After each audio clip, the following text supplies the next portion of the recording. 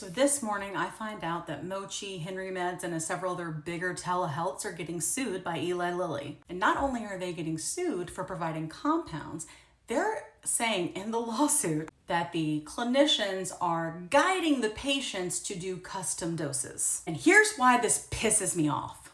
Before we get started, if you like this kind of content about GLP-1s, press all these buttons over here and follow me here for more. My name is Kim. I run the Plus Size podcast with my dear friend Kat. It is a multi-award winning podcast where I interview experts about GLP-1 medications.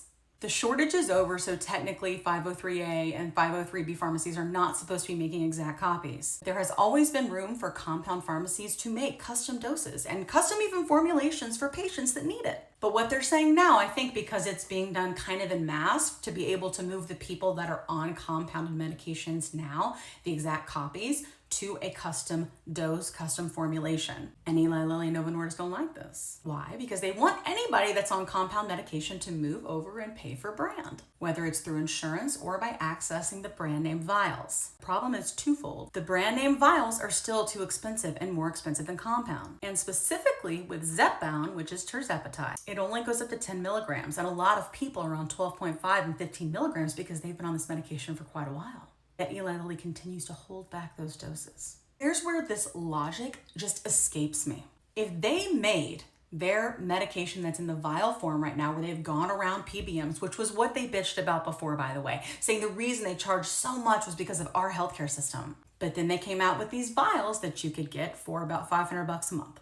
Why does the rest of the world pay so little and we pay so much, even now that we've gone around the PBMs to offer the cash pay price? Bottom line, if they lower the list price of these medications for the cash pay price to the same price that you were paying for compound, that would take everybody off compound. But instead, they are spending millions of dollars in court to be able to defend their patent instead of doing that.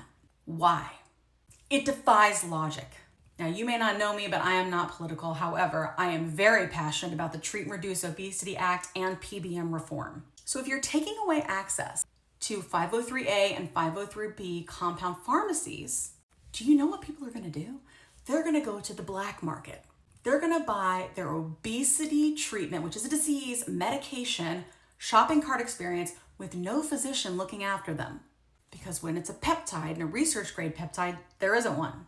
So therefore, they are taking away the safest option. And that is what people are going to do. I've already heard people in our community saying, hey, guess what? I'm going to the gray market. That's not the gray market. That's the black market. Here's the problem. I'm not above it. I would probably do it too, because I have experienced a certain level of health I'm not willing to give up. And that is how everybody else feels.